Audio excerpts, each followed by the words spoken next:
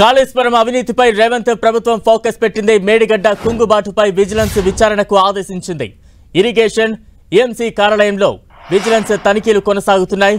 CAG draft లో బాహుబలి అవినీతి తేలింది. బాహుబలి మోటార్స్ విషయంలో కాంట్రాక్టర్లకు 5,188 కోట్లు అదనంగా పేమెంట్ చేసినట్టు తేలింది. కాళేశ్వరం అవినీతిపై రేవంత్ సర్కార్ ఫోకస్ పెట్టింది.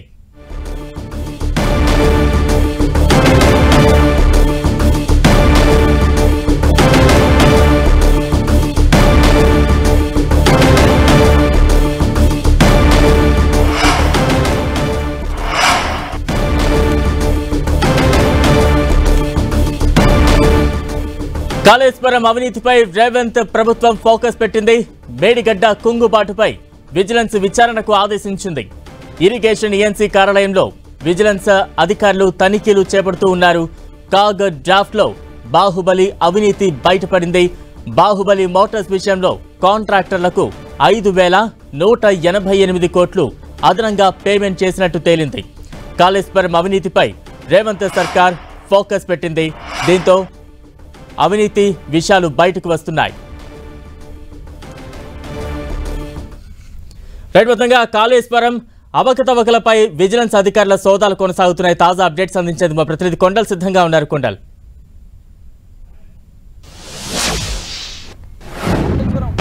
ప్రాజెక్టు నిర్మాణం నుంచే పూర్తిగా అవకతవకలు ఉన్నాయి. ప్రభుత్వం కాంగ్రెస్ పార్టీ ప్రతిపక్షంగా ఉన్నప్పుడు ఆరోపణ చేసింది. ఒక కాంగ్రెస్ పార్టీ కాదు, బీజేపీ కూడా ఈ ఆరోపణ చేసింది. ఇప్పుడు ప్రభుత్వం కాంగ్రెస్ పార్టీ వచ్చిన తర్వాత పూర్తి స్థాయిలో దీని మీద విచారణ దిశగా ముందుకెళ్తున్నట్టుంది. దీనికి సంబంధించి విజిలెన్స్ ఎంక్వైరీకి విచారణకు ఈరోజు ఆదేశించింది. విజిలెన్స్ రంగంలోకి దిగింది. ఈఎన్సీ కార్యాలయంలో దీనికి సంబంధించిన వాటిపైన తనిఖీలు కూడా ప్రారంభించింది. మొత్తం చూసుకుంటే కాళేశ్వరం ప్రాజెక్ట్ లో భారీ స్థాయిలో అవినీతి జరిగింది. ప్రభుత్వం చెప్తున్నట్టు 1,05,000 కోట్లు మొత్తం నిర్మాణానికి అవుతుందని చెప్పి ఇప్పటికే కాగ్ రిపోర్ట్ లో ఒక డ్రాఫ్ట్ లో కాగు దీనికి సంబంధించి అంచనా వేసింది. ఇటు బీఆర్ఎస్ నేతలు గత ప్రభుత్వం మాత్రం కేవలం 80,000 కోట్లే ఈ నిర్మాణానికి చేశామని చెప్పి చెప్తున్నప్పుడు కూడా ఇది దీంట్లో వాస్తవం లేదన్నది కాగ్ డ్రాఫ్ట్ మట్టి మనకు అందుతుంది. మొత్తానికి కాళేశ్వరం ప్రాజెక్ట్ లో ముఖ్యంగా బాహుబలి మోటార్స్ విషయంలో ఒక్క బాహుబలి మోటార్స్ విషయంలోనే 5,188 కోట్లు అవినీతి జరిగిందని చెప్పి కాగ్ డ్రాఫ్ట్ లో పేర్కొనడం, ఇదే అంశాన్ని గతంలో పదే ప్రతిపక్షంగా ఉన్నప్పుడు కాంగ్రెస్ కూడా ఆరోపించింది. చాలా మంది ఇరిగేషన్ ఎక్స్పర్ట్స్ కూడా దీనిపైన అనేక సందేహాలు కూడా వ్యక్తం చేసిన పరిస్థితి ఉంది. ఈ మధ్యన ప్రభుత్వం వచ్చిన తర్వాత ఒకసారి కాళేశ్వరం ప్రాజెక్టు దగ్గర పవర్ ప్లాంట్ ప్రజెంటేషన్ కూడా మంత్రులు చేసినప్పుడు కూడా ఈ అంశాన్ని ప్రస్తావించారు. ఒక బాహుబలి మోటార్స్ ను బిహెచ్ఎల్ కు 1,636 కోట్లు మాత్రమే చెల్లించి 7,000 పైకోట్లు కాంట్రాక్టర్లు కుమ్మక్కై తీసుకున్నారన్నది ప్రధాన ఆరోపణ ఉంది. దీనికి సంబంధించి కాగ్ డ్రాఫ్ట్ లో కూడా ఇదే పేర్కొనడం జరిగింది. మొత్తానికి కాళేశ్వరంలో భారీ స్థాయిలో అవినీతి జరిగిందని చెప్తూ వస్తున్నట్టుగానే దాన్ని నిరూపించేందుకు ఇప్పుడు ప్రభుత్వం కొంత స్పీడప్ చేసింది అనుకోవచ్చు. దీనిలో భాగంగానే విజిలెన్స్ ఎంక్వైరీకి ఆదేశించింది. త్వరలోనే జ్యుడిషియల్ ఎంక్వైరీ కూడా చేస్తామని చెప్పి ఇప్పటికే సీఎం రేవంత్ రెడ్డి ప్రకటించిన సందర్భం ఉంది. ఇక కాగ్ డ్రాఫ్ట్ లో ఈ కాళేశ్వరం ఒక బాహుబలి మోటార్స్ 5,188 కోట్ల అవినీతి జరిగినట్టుగా కాగ్ డ్రాఫ్ట్ లో పేర్కొంది. స్పష్టంగా బిహెచ్ఎల్ నుంచి మోటార్స్ కొనుగోలు చేస్తే బిహెచ్ఎల్ కు చెల్లించింది 1,636 కోట్లు మాత్రమే చెల్లించారు. 7,000 పైకోట్లు కాంట్రాక్టర్లు అంచనా తీసుకున్న పరిస్థితి ఉంది.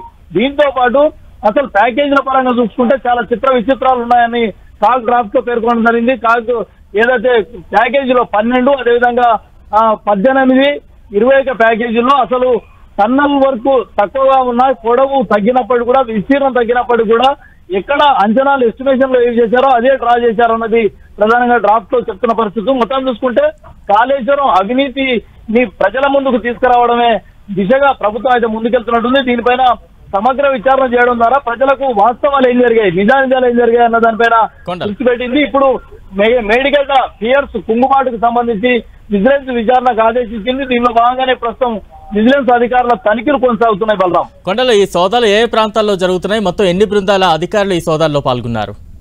ప్రస్తుతానికి విజిలెన్స్ విచారణ అయితే ఈ రోజు స్టార్ట్ అయింది. ఈఎన్సీ కార్యాలయాల్లో ప్రస్తుతానికి జరుగుతున్నాయి. కాంట్రాక్టర్ సంబంధించిన సంస్థలు కూడా విజిలెన్స్ ఎంక్వైరీ కొనసాగుతుంది. ఇక పూర్తి స్థాయిలో ఇది 1-2 రోజులు ఉండే అవకాశం అయితే స్పష్టంగా కనిపిస్తుంది. మరోవైపు జ్యుడిషియల్ ఎంక్వైరీకి ఇప్పటికే ప్రభుత్వం ఒక నిర్ణయం తీసుకుంది కాబట్టి జ్యుడిషియల్ ఎంక్వైరీకి ఎప్పటి నుంచి ఆదేశాలను చూడాల్సి ఉంటుంది. ఏదేమైనా కూడా కాళేశ్వరం ప్రాజెక్ట్ అన్నది గత ప్రభుత్వానికి ఏటీఎంలా వ్యవహరించిండ్రు.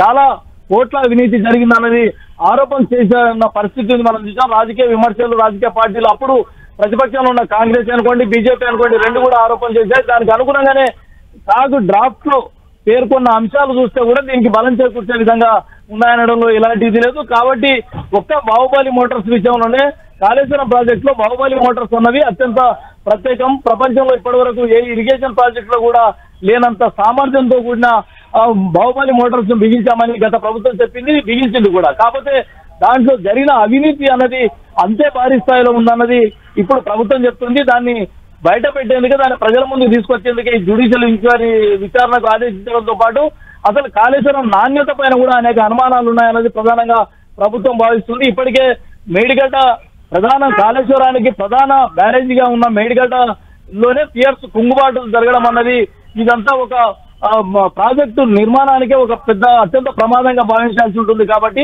అసలు దీంట్లో నాణ్యత ప్రమాణాలు పాటించలేదు, అవినీతి యథేచ్ఛగా చేశారు, కాంట్రాక్టర్లు ఇష్టారీతిలో డబ్బులు దోచుకున్నారన్నది ప్రధానంగా ప్రభుత్వం భావిస్తుంది. దీని అనుగుణంగానే ఇవన్నీ కూడా సాక్ష్యాధారాలతో బయటికి తీసేందుకే ఇప్పుడు జ్యుడిషియల్ విచారణకు ఆదేశించాము. అదేవిధంగా ప్రస్తుతానికి అయితే విజిలెన్స్ విచారణ కొనసాగుతుంది. బలరాం, కొండలంటే కాళేశ్వరం అవకతవకలకు సంబంధించి పూర్తి స్థాయిలో డేటా సేకరించడానికి ఇంకా ఎంత సమయం పట్టే, అంటే ఎన్ని రోజుల సమయం పట్టే అవకాశం ఉంది? విజిలెన్స్ అధికారులతో మీరు ఏమైనా మాట్లాడే ప్రయత్నం చేస్తారా? ఇంకా ఎన్ని రోజుల్లో ఇటువంటి సమాచారాన్ని పూర్తి స్థాయిలో సేకరించడానికి టైం పడుతుంది అంటున్నారు? విజిలెన్స్ అధికారులతో అయితే మనం మాట్లాడే ప్రయత్నించినప్పుడు కూడా అందుబాటులో రాలేదు. విజిలెన్స్ విచారణ అయితే ఈ రోజు నుంచి స్టార్ట్ అయింది కాబట్టి 1-2 రోజులు విజిలెన్స్ విచారణ కొనసాగే అవకాశం ఉంటుంది. ఎందుకంటే ఇది భారీ ప్రాజెక్టు, 1,00,000 కోట్ల పైగా ఖర్చు చేసిన ప్రాజెక్టుగా కాళేశ్వరం ఉంది. కాబట్టి దీంట్లో అనేక కాంట్రాక్టర్లు 3-4 కాంట్రాక్ట్ సంస్థలు కూడా ప్రధానంగా దీంట్లో పాల్పంచుకున్నాయి. ప్యాకేజీల పరంగా ప్రధాన కాంట్రాక్టులు ఉంటే సబ్ కాంట్రాక్టులు, ఇలా చాలా వ్యవహారం ఉంటుంది. కాబట్టి వీటన్నింటిని నిగ్గు తేల్చాల్సిన దాంట్లో భాగంగానే విజిలెన్స్ విచారణ కొనసాగుతుంది. దీనిపైన అల్టిమేట్ గా పూర్తి స్థాయిలో కాళేశ్వరం జరిగిన అవకతవకలే అనుకోండి, నిర్మాణంలో జరిగిన వైఫల్యాలు అనుకోండి, అధికారుల నిర్లక్ష్యం అనుకోండి, ప్రభుత్వం చేసిన ఇదే అనుకోండి, మొత్తాన్ని ఇవన్నీ కూడా ప్రజలకు తెలియాలంటే పూర్తి స్థాయిలో జ్యుడిషియల్ ఎంక్వైరీ జరగాలని ప్రభుత్వం భావిస్తుంది. దానికి అనుగుణంగానే ఇప్పటికే సీఎం రేవంత్ రెడ్డి జ్యుడిషియల్ విచారణ చేస్తామని చెప్పి ప్రకటించిన పరిస్థితి కూడా ఉంది. కాబట్టి ఇక ఇవన్నీ వాస్తవాలు బయటికి త్వరలోనే రాబోతున్నాయి. ఈ విచారణని పూర్తయితే తప్ప సమగ్రమైన వివరాలు బయటికి రావు. బలరాం, కొనాలంటే తాజా పరిణామాలు చూస్తూ ఉంటే కాళేశ్వరం అవినీతిపై ప్రభుత్వం ఎంత సీరియస్ గా ఫోకస్డ్ గా ఉందని భావించాలంటారు? నెక్స్ట్ స్టెప్స్ ఏ రకంగా ఉండబోతున్నాయి ప్రభుత్వానికి?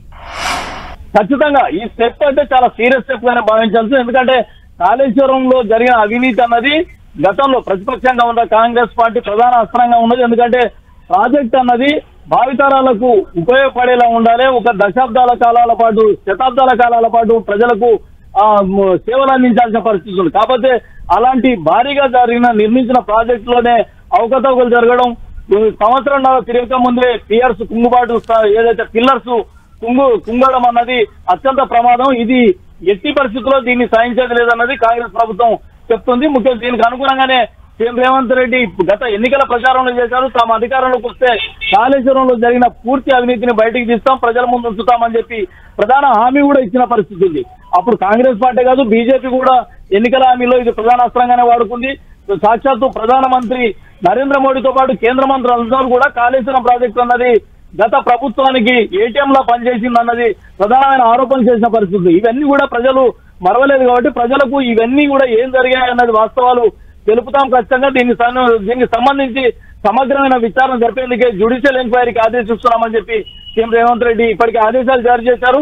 ఈ నేపథ్యంలోనే అసలు ప్రాజెక్ట్ లో ఏం జరిగింది, ప్రాజెక్టు టెండర్ల నుంచి మొదలుకుంటే నిర్మాణం పూర్తయ్యే వరకు ఎక్కడ అవకతవకలు జరిగాయి, ఎవరు దీంట్లో ప్రధాన పాత్రదారులు, ఎవరు దీనికి సూత్రధారులు, ముఖ్యంగా కాంట్రాక్టర్ సెంట్రిక్ గా ప్రాజెక్ట్ నిర్మాణం జరిగిందన్నది ప్రధానంగా విపక్షాలు, ఇప్పుడున్న కాంగ్రెస్ పార్టీ అనుకోండి, గతంలో ఉన్న ప్రతిపక్షంలో ఉన్న కాంగ్రెస్, బీజేపీలు అనుకోండి, ప్రధానంగా విమర్శలు చేశాయి. అదే కాంట్రాక్టర్ లబ్ధి చేకూర్చే విధంగానే డిజైన్లు మార్చారు, ఎప్పటికప్పుడు డిజైన్లు మార్చారు, అంచనాలకు మించి ఎస్టిమేట్ చేశారు, అదే స్థాయిలో వాటిని డ్రా చేసుకున్నారనేది ప్రధాన ఆరోపణలు ఉన్నాయి. కాబట్టి వీటన్నింటినీ సాక్ష్యాధారాలతో బయట పెట్టాలంటే ఖచ్చితంగా జ్యుడిషియల్ ఎంక్వైరీతోనే సాధ్యమవుతుందని ప్రభుత్వం భావిస్తుంది.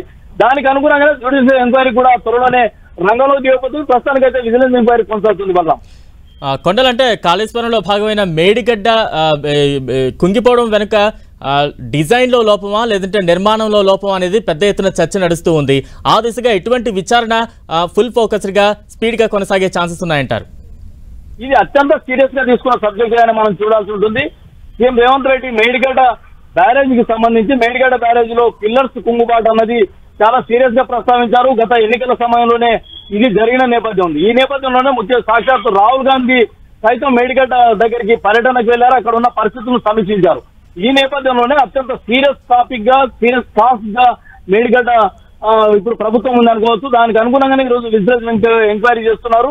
మేడిగడ్డలో పిఎస్ కుంగుబాటుతో పాటు అదేవిధంగా సుందిల్లా అన్నారంలో కూడా బుడగలెత్తిన పరిస్థితి ఉంది. అసలు ఈ 3 బ్యారేజీలు మేడిగడ్డ, సుందిల్లా అన్నారు, ఈ బ్యారేజీలు ఎంతవరకు శ్రేయస్కరం, ఎంతవరకు సేఫ్టీ ఉందన్నది ఇప్పుడు ప్రజల్లో చాలా అనుమానాలు ఉన్నాయి. కాబట్టి ఈ అనుమానాలను మొదటగా నివృత్తి చేయాలి. అసలు ఈ నిర్మాణంలో జరిగిన అవకతవకలను బయటికి తీయాలి. అసలు నిర్మాణానికి వైఫల్యాలు ఎక్కడ ఉన్నాయి? అధికారుల వైఫల్యం ఉందా, లేదంటే గత పాలకుల వైఫల్యం ఉందా, లేదంటే కాంట్రాక్టుల వైఫల్యం ఉందా?